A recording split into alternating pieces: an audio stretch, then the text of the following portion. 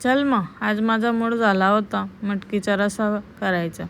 मग घेतला कुकर, त्यात टाकला तेल, टाकला तेजपत्ता, तो करपला. मग काय घेतला कांदा न टाकला लसूण पण त्यातच टाकला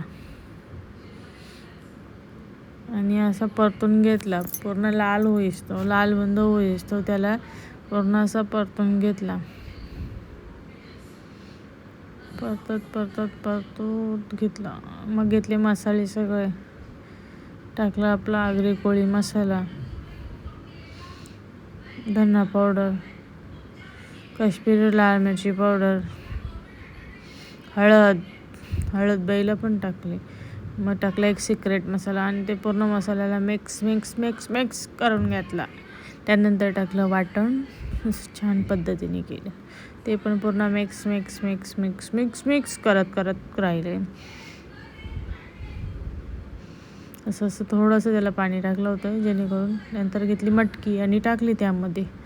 मटकी टाकली आणि परत त्याला असं मिक्स करत राहिले, कारण ते मसाले पूर्ण मटकीला लागले पाहिजेत म्हणून.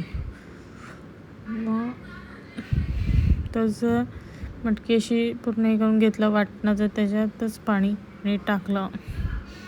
आणि टाकलं थोडा मीठ वरून. अशा प्रकारे